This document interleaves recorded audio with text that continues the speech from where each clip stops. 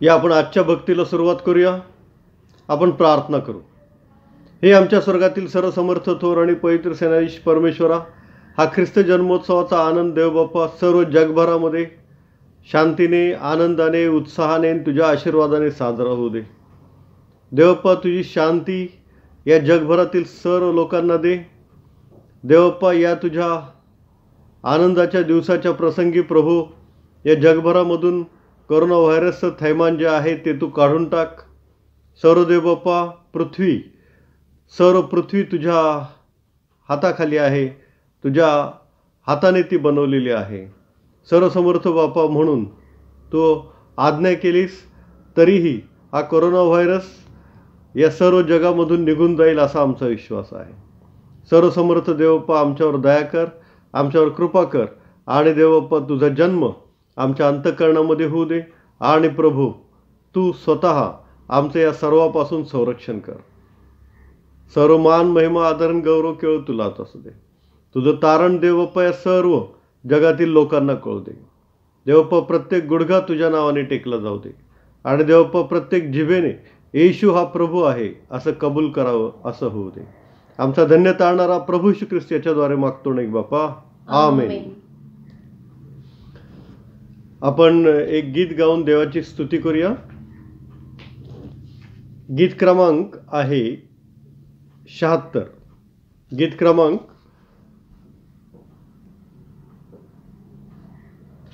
आपल्या उपासना संगीतामध्ये आहे 76.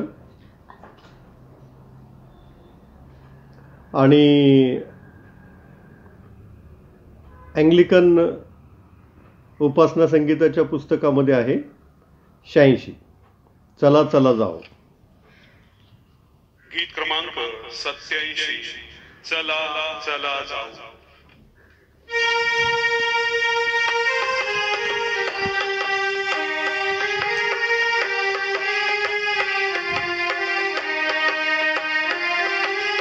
चला चला जाऊ, जगाचा उद्धारक पाहू. चला चला जाऊ, जगाचा उद्धारक पाहू. परमोच्चावर गौरव शांती या धरणीवरती. कृपालरावर परमोत्साहे देवदूत गाती. प्रतिध्वनीने ग्रह हे सारे योनी गणगणती. चला गीत ते आपणही गाऊ. चला चला गाऊ, जगाचा उद्धारक पाहू. चला चला जाऊ, जगाचा उद्धारक पाहू. भविष्यवादी स्वर्गी सारे लागती नाचाया. साधे भोळे मेंढपाळही लागती धावाया. पूर्वेकडूनी साधू निघाले प्रभूला भेटाया. चला दर्शन आपणही गाऊ. चला चला जाऊ, जगाचा उद्धारक पाहू. चला चला जाऊ, जगाचा उद्धारक पाहू. भीती आली देह धरोनी आम्हा ताराया. हस्त धरोनी उपास आम्हा पुनरपि उठवाया. जय जय येशू ह्या मधुघोष भुवनाला पाया. प्रभुला हृदयी साठवूनी ठेवू. चला चला जाऊ जगाचा उद्धारक पाहू. चला चला जाऊ जगाचा उद्धारक पाहू. प्रभू तुम्हा असं असो आणि तुझ्या आत्म्यात असो. संत लुकाने लिहिलेल्या शुभवर्तमानामध्ये 2 अध्याय शुभवर्तमान लिहिले आहे. त्याच्या पहिल्या ओळीपासून पवित्र शुभवर्तमानास प्रारंभ होतो. ईश्वराला गौरव असो. त्या दिवसात असे झाले की सर्व जगाची नावनिशी लिहिली जावी अशी कैसर ऑगस्ट याची आज्ञा झाली. क्विरिनिय हा सूर्याचा सुभेदार असताना ही पहिली नावनिशी झाली. तेव्हा सर्व लोक आपापल्या गावी नावनिशी लिहून देण्यास गेले. योसेफ हा दाविदाच्या घराण्यातला व कुळातला असल्यामुळे तोही गालिलातील नासरेत गावाहून वर यहुदियातील दाविदाच्या बेथलेम गावी गेला व नावनिशी लिहून देण्यासाठी त्याला वाग्दत्त झालेली मरिया गरोदर असताना तिलाही त्याने बरोबर नेले. ते तेथे असताना असे झाले की तिचे दिवस पूर्ण भरले आणि तिला तिचा प्रथम पुत्र झाला. त्याला तिने बाळंत्याने गुंडाळून गव्हाणीत ठेवले, कारण त्यांना उतार शाळेत जागा नव्हती. त्याच परिसरात मेंढपाळ रानात राहून रात्रीच्या वेळी आपले कळप राखत होते. तेव्हा प्रभूचा दूत त्यांच्याजवळ उभा राहिला. प्रभूचे तेज त्यांच्या भोवती प्रकाशले आणि त्यांना मोठी भीती वाटली. तेव्हा देवदूत त्यांना म्हणाला, भिवू नका, कारण पहा, जो मोठा आनंद सर्व लोकांना होणार आहे त्याची सुवार्ता मी तुम्हाला सांगतो. ती ही की तुमच्यासाठी आज दाविदाच्या गावात तारणारा जन्मला आहे. तो ख्रिस्त प्रभू आहे. आणि तुम्हाला खूण ही की बाळंत्याने गुंडाळलेले व गव्हाणीत ठेवलेले एक बालक तुम्हास आढळेल. इतक्यात स्वर्गातील सैन्याचा समुदाय त्या देवदूताजवळ अकस्मात प्रगट झाला आणि देवदूत देवाची स्तुती करत म्हणाले, ऊर्ध्वलोकी देवाला गौरव आणि पृथ्वीवर ज्यांच्यावर त्याचा प्रसाद झाला आहे त्या मनुष्यात शांती. मग असे झाले की देवदूत त्यांच्यापासून स्वर्गात गेले. तेव्हा मेंढपाळ एकमेकांना म्हणू लागले, चला आपण बेथलेमापर्यंत जाऊ व झालेली ही जी गोष्ट प्रभूने आपल्याला कळवली आहे ती पाहू. तेव्हा ते घाईघाईने गेले आणि मरिया, योसेफ व गव्हाणीत ठेवलेले बाळक त्यांना सापडले. हे प्रभू श्री ख्रिस्ताचे शुभवर्तमान आहे. हे ख्रिस्ता तुझी स्तुती असो. हे सर्वसमर्थ थोर आणि पवित्र सेनाधीश परमेश्वरा, देव बाप्पा, आजचा तुझ्या जन्मोत्सवाचा आनंद देव बाप्पा आमच्या अंतःकरणामध्ये सर्व जगभरामध्ये द्विगुणित होऊ दे. तुझी शांती या सर्व जगाला दे. या कोरोना व्हायरसचं भय या सर्व जगातून काढून टाक. आमच्यावर दया कर, आमच्यावर कृपा कर. तुझी कृपा आमच्यावर सदैव असू दे. आणि सर्वसमर्थ बापा, या ख्रिस्त जन्मोत्सवाच्या दिवशी देवबाप्पा तुझे सर्व आशीर्वाद तू आम्हावर ठेव. आमचा धन्य तारणारा प्रभू श्री ख्रिस्त याच्याद्वारे मागतो नाही बापा. आमेन. आमेन. आज देवाचं वचन यावर चिंतन आणि मनन करत असताना आपण प्रभू श्री ख्रिस्ताचा जन्म या विषयाच्या काही गोष्टी पाहणार आहोत. तर प्रभू श्री ख्रिस्ताचा जन्म बेथलेम या गावी झाला. इस्रायल देश यामध्ये तो बेथलेम गावी जन्मला आणि तो बेथलेम गावी जन्मण्यासाठी परमेश्वराने त्या जन्माची काय काय तयारी केली ते आपण पाहूया. आणि आम्हाला त्याच्या जन्माची काय तयारी करायची आहे ते आपण पाहूया. बेथलेममध्ये प्रभू श्री ख्रिस्त जन्मण्यासाठी परमेश्वराने काय तयारी केली आणि माझ्या अंतःकरणात प्रभू श्री ख्रिस्त जन्मण्यासाठी मी काय तयारी केली पाहिजे, या गोष्टीचा आज आपण विचार करणार आहोत. तर आपण पाहतो उत्पत्ती 28वा अध्याय आणि 10 ते 19 या वचनांमध्ये. उत्पत्ती 28, 10 ते 19. याकोब जो आहे तो इसहाक आणि त्याची आई रिबेका यांच्यापासून निघून पदनहरान या ठिकाणी जात आहे. आणि तो एकटा जात आहे. तो भिवून, त्याचा मोठा भाऊ एसाव जो आहे त्याला भिवून तो पळून जात आहे. आणि तो पळून जात असताना पदनहारान हे ठिकाण लांब आहे आणि मध्येच एका ठिकाणी याकोबाला थांबावं लागलं, कारण संध्याकाळ झाली, सूर्य मावळला आणि अंधार पडू लागला. त्यामुळं त्याने त्या ठिकाणी थांबण्याचं ठरवलं. आणि ज्या ठिकाणी तो थांबला त्या ठिकाणी त्याने एक धोंडा उशाला घेतला. याकोब याने काय केलं, एक धोंडा उशाला घेतला आणि तो त्या ठिकाणी झोपला. तर ज्या ठिकाणी तो झोपला त्या ठिकाणी त्याला एक सुंदर स्वप्न पडलं. ते स्वप्न असं होतं की एक शिडी पृथ्वीपासून स्वर्गापर्यंत लावलेली आहे आणि त्याच्यावर देवदूत चढत आणि उतरत आहे. आणि परमेश्वर त्याच्याजवळ उभा राहिला आणि त्याने याकोबाला आशीर्वाद दिला की मी परमेश्वर तुझा पिता अब्राहम व इसहाकाचा देव आहे. मी तुला आशीर्वाद देतो.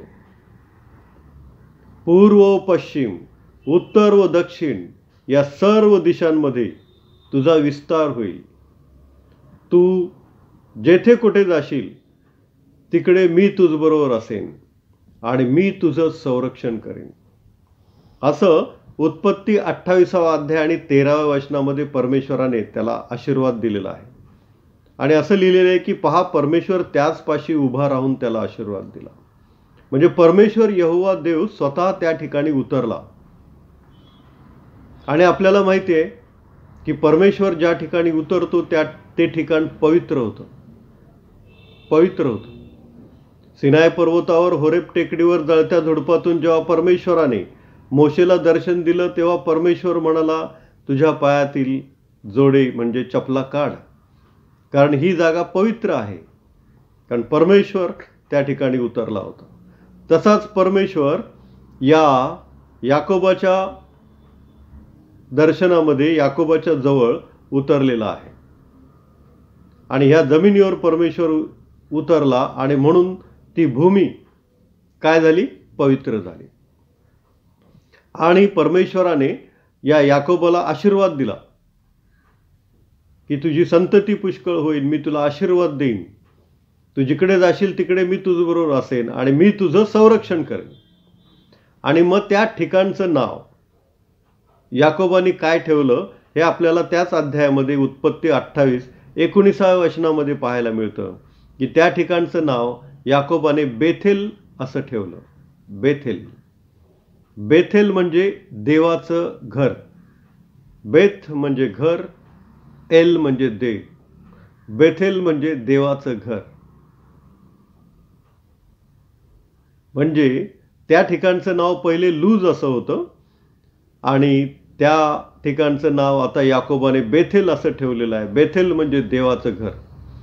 म्हणजे बेथेल या ठिकाणी सर्वप्रथम परमेश्वर उतरला आणि त्याने ती भूमी पवित्र केली. म्हणजे प्रभू येशू ख्रिस्ताच्या जन्मासाठी बेथेल ही भूमी परमेश्वराने स्वतः उतरून पवित्र केली. देवाची स्तुती असो. आशीर्वाद दिला याकोबाला आणि याकोब तिथून निघून पदनहारान या ठिकाणी त्याच्या मामाकडे गेला. तिथे तो राहिला. आपल्याला माहिती आहे तिथं त्यांनी लग्न केलं, त्याला मुलंबाळं झाली आणि त्याचा विस्तार भरपूर झाला. त्याच्याकडे पुष्कळ श्रीमंत झाला तो.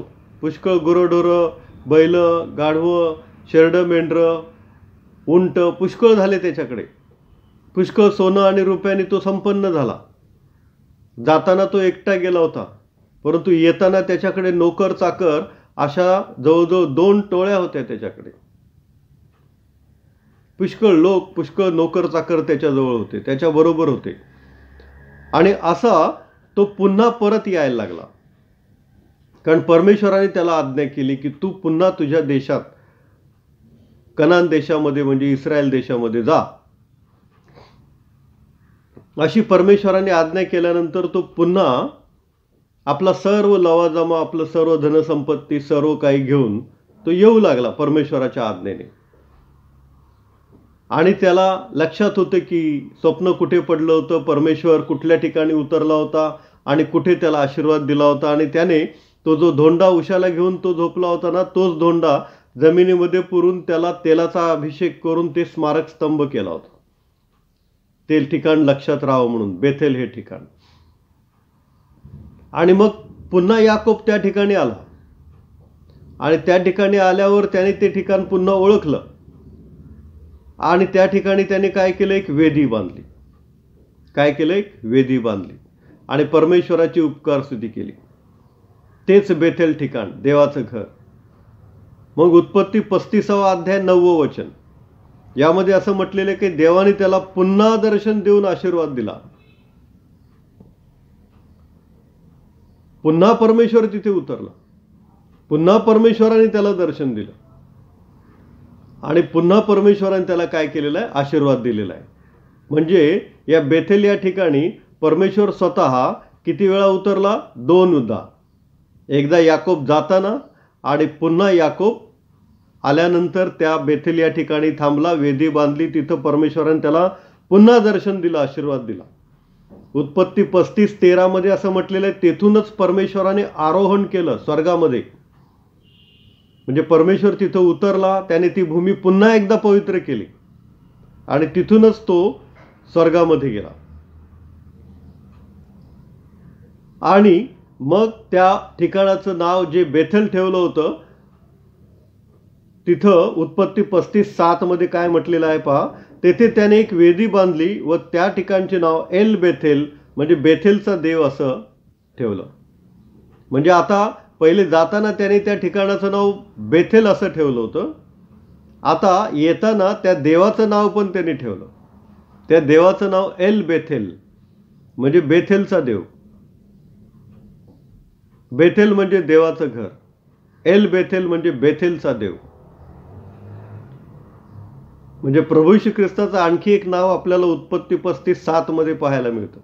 गेल्या वेळेला आपण इम्मान्युएल म्हणजे काय, आम्हाबरोबर देव, हे पाहिलं होतं. येशू ख्रिस्ताचं नाव. आणखी एक नाव प्रभू श्री ख्रिस्ताचं आहे, एल बेथेल, म्हणजे बेथेलचा देव, बेथेलचा परमेश्वर. स्वतः यहोवा देवाने, परमेश्वराने, आकाश व पृथ्वी याच्या निर्मात्याने, सर्व सृष्टीचा उत्पन्न करता जो यहोवा देव परमेश्वर, त्याने स्वतः प्रभू श्री ख्रिस्ताच्या जन्मासाठी बेथेल या ठिकाणी उतरून ती भूमी पवित्र केली. आणि म्हणून आपण इस्रायलला किंवा बेथलेमला जाताना जगभरामधून लोक येतात, तेव्हा त्या टूरला किंवा त्या ट्रिपला नाव दिलेलं असतंय होली लँड टूर, पवित्र भूमीची ट्रिप. देवाची स्तुती असो. परमेश्वराने स्वतः उतरून ते बेथेल काय केलेलं आहे, पवित्र केलेलं आहे. आणि त्यानंतर स्वतः प्रभू येशू ख्रिस्त त्या बेथेल या ठिकाणी जन्मला, मरियेच्या पोटी जन्मला. आणि तिसऱ्यांदा परमेश्वर स्वतः प्रभू येशू ख्रिस्ताच्या रूपामध्ये, मनुष्याच्या रूपामध्ये जन्मून त्याने ती भूमी पवित्र केली. म्हणजे त्या बेथेल ही भूमी पवित्र करण्यासाठी परमेश्वर 3 वेळा त्या भूमीमध्ये उतरला. 2दा यहोवा देव परमेश्वर आणि तिसऱ्यांदा स्वतः प्रभू येशू ख्रिस्त जन्मल्यामुळे.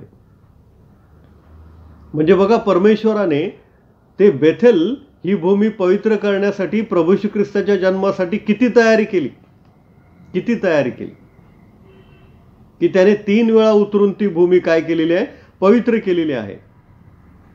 आणि आपल्याला तारणारा त्या भूमीतून, त्या बेथलेहेम या गावातून तारणारा दिला. दाविदाचं गाव बेथलेहेम, त्या गावातून आपल्याला तारणारा दिला, प्रभू येशू ख्रिस्त दिला. त्याच्याच द्वारे आपल्या पापांची क्षमा होते. तोच एक मार्ग आहे, तोच एक सत्य आहे, तोच एक जीवन आहे. त्याच्याद्वारे गेल्या वाचून आपल्याला मोक्ष मिळत नाही, आपल्याला तारण मिळत नाही. त्याच्याद्वारे गेल्या वाचून आपल्याला स्वर्ग मिळत नाही. त्याच्याद्वारे गेलो तरच त्याच्या पवित्र आणि शुद्ध रक्ताने आपल्या पापांची क्षमा होते, त्याच्याद्वारे गेलं तरच आपल्याला मोक्ष प्राप्ती आणि स्वर्गप्राप्ती मिळू शकतो. आणि त्याच्यामध्ये जे आशीर्वाद आहेत तेच आपल्याला पृथ्वीवरच्या जीवनामध्ये जीवन जगत असताना मिळतात. देवाची स्तुती असो. परमेश्वराने प्रभू श्री ख्रिस्ताच्या जन्मासाठी 3 वेळा उतरून ती भूमी पवित्र केली. प्रभू श्री ख्रिस्ताचा जन्म आपल्या अंतःकरणामध्ये होण्यासाठी आपण काय केलं पाहिजे ते आपण आता पाहूया. 3 मुद्द्यांमध्ये पाहूया. एक पापी स्त्री प्रभू श्री ख्रिस्ताच्या चरणाजवळ आली आणि तिने अलाबास्त्र सुगंधी द्रव्याची कुपी उघडली. ती प्रभू श्री ख्रिस्ताच्या चरणावर ओतली आणि आपल्या केसांनी त्याचे पाय पुसले. ही भक्ती केली, ही प्रीती केली तिने प्रभू श्री ख्रिस्तावर. तशी प्रीती आपण प्रभू श्री ख्रिस्तावर केली पाहिजे. हा पहिला मुद्दा आहे. तर प्रभू श्री ख्रिस्त आपल्या अंतःकरणात जन्म घेईल.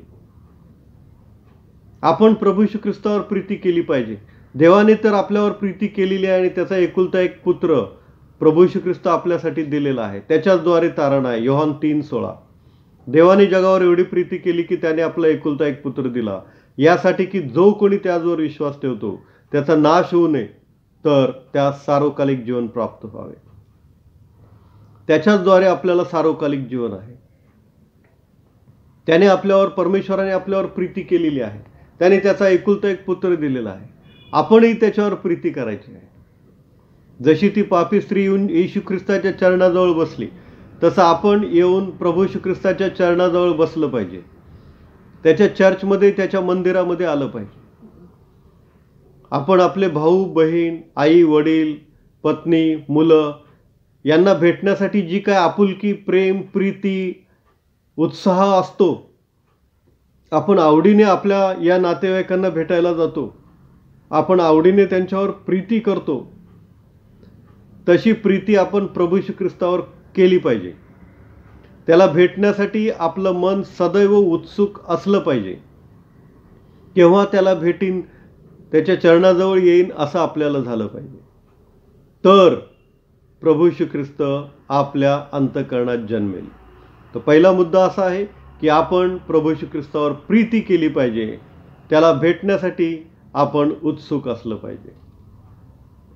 दुसरी गोष्ट म्हणजे अशी की यरीहोच्या वाटेवरून प्रभू श्री ख्रिस्त चालला होता, तेव्हा एक आंधळा बर्थिमय याने मोठ्याने धावा केला, अहो येशू, दाविदाचे पुत्र, मजवर दया करा. इतकी गर्दी प्रभू श्री ख्रिस्ताबरोबर होती, इतके शिष्य, इतके लोक, आणि त्या सर्व गर्दीमधून, गोंधळामधून सुद्धा प्रभू श्री ख्रिस्ताने त्याचा धावा ऐकला. प्रभू श्री ख्रिस्त थांबला. त्याने त्याला बोलवलं आणि त्याला विचारलं, तुला काय पाहिजे? तेव्हा तो म्हणाला, मला दृष्टी यावी प्रभू. प्रभू श्री ख्रिस्ताने विचारलं, मी हे करू शकतो असा तू विश्वास धरतोस काय? तो म्हणला, हो प्रभू, मी धरतो. आणि मग प्रभू श्री ख्रिस्ताने त्याच्या डोळ्यांना स्पर्श केला आणि तो बरा झाला, त्याला दृष्टी आली. देवाची स्तुती असो. त्याने धावा केला, अहो येशू, दाविदाचे पुत्र, मजवर दया करा. असा धावा आपण प्रभू श्री ख्रिस्ताच्या नावाने केला पाहिजे. तो आपला धावा ऐकतो, तो आपली प्रार्थना ऐकतो. संत पौल म्हणतात, निरंतर प्रार्थना करा. म्हणजे आपण प्रार्थनेमध्ये राहिलं पाहिजे, प्रार्थनेमध्ये असलं पाहिजे, सतत आणि सतत प्रार्थनेमध्ये राहिलं पाहिजे. कामाला जाताना 1 तास प्रवास असेल तरी त्या प्रवासामध्ये आपण प्रार्थना केली पाहिजे. येताना पण प्रवास असेल तरी त्या प्रवासामध्ये आपण प्रार्थनेमध्ये असलं पाहिजे. जर आपण त्याचा धावा करू तर तो आपल्या अंतःकरणात जन्म घेईल.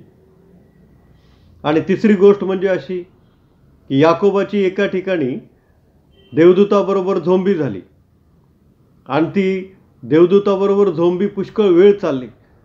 देवदूताने त्या झोंबीमध्ये असं झालं की याकोबाच्या कमरेचा एक स्नायू निखळला आणि याकोब लंगडू लागला. परंतु तशाही अवस्थेत त्याने त्या देवदूताला धरून ठेवलं आणि म्हटलं की तू मला आशीर्वाद दिल्याशिवाय मी तुला सोडणारच नाही. आणि मग त्या देवदूताने याकोबाला आशीर्वाद दिला की येथून पुढे तुला इस्रायल म्हणतील. आणि ते नाव, ते राष्ट्राचं नाव आजही चालू आहे, इस्रायल. याकोबापासून झालेलं ते राष्ट्र इस्रायल सर्व जगामध्ये पॉवरफुल. सर्व जगातले लोक त्या इस्रायल देशाकडे सल्ला घेण्यासाठी, ज्ञान घेण्यासाठी जातात. अमेरिका सुद्धा इस्रायल देशाकडून काही गोष्टी विकत घेते. छोटासा देश, मुंबई इतका देश, छोटासा देश, परंतु सर्व जगाला भारी पडेल असा आशीर्वाद परमेश्वराने त्या इस्रायल देशाला दिलेला आहे. देवाची स्तुती असो. जर आपण त्याच्या चरणाजवळ राहिलो, त्याच्या नावाचा धावा केला आणि मुलगी या नात्याने त्याच्याकडून आशीर्वादाची अपेक्षा धरली, तर परमेश्वर आपल्याला आशीर्वाद देईलच देईल. आणि परमेश्वराने, प्रभू श्री ख्रिस्ताने आपल्याला आशीर्वाद दिला तर आपलं पृथ्वीवरचं जीवन अगदी समृद्ध एदेन बागेमध्ये असल्यासारखं होईल. काही कमी पडणार नाही. आपलं पात्र काठोकाठ भरून वाहेल. आपल्या सर्व गरजा प्रभू श्री ख्रिस्ताच्या कृपेने, परमेश्वराच्या वैभवाने स्वर्गीय आकाश कपाटे उघडून पुरवल्या जातील. कुठल्याही गोष्टीची कमतरता पडणार नाही. आपल्याला दीर्घायुष्य लाभेल, आपल्याला आरोग्य लाभेल, आपल्या मुलांची मुलं आपल्या दृष्टीस पडतील. आपल्या पिठातलं पीठ आणि कुपीतलं तेल कधीही संपणार नाही. कधी आपल्याला कुठल्याही गोष्टीची कमतरता पडणार नाही. हे सर्व आशीर्वाद परमेश्वर, प्रभू श्री ख्रिस्त आपल्या अंतःकरणात जन्मल्यावर आपल्याला मिळतील आणि ते आपणा सर्वांना प्राप्त हो, अशी प्रभूचरणी प्रार्थना. आपण यावेळेला एक गीत ऐकूया आणि त्यावेळेला दानार्पण घेण्यात येईल. ख्रिस्त जयंती निमित्त आपण एक गीत गाऊ. गीत नंबर 110, भूप पौरस्त दूर.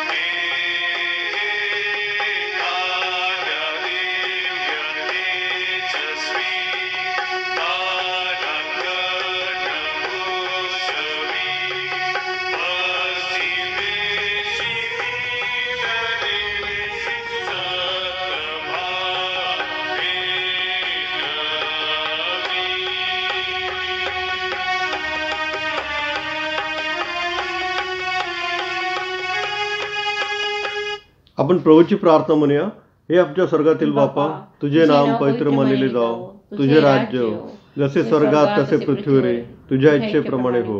आमची रोजची भाकर आज आम्हाला दे, आणि जसे आम्ही आमच्या ऋणासून सोडले आहेत तसेच तू आमच्या ऋणे आम्हाला सोड, आणि आम्हाला परीक्षेत आणू नकोस, तर आम्हाला वाटापासून सोडू, कारण की राज्य, सामर्थ्य आणि गौरव ही सर्व काळ तुझीच आहेत. आमेन. आपण आशीर्वाद घेऊया.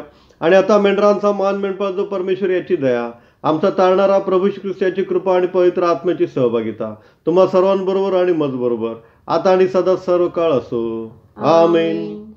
सुवंद्य देवा परात्पर स्तवा हो त्याला खाली वर, तो बाप पुत्र आत्मा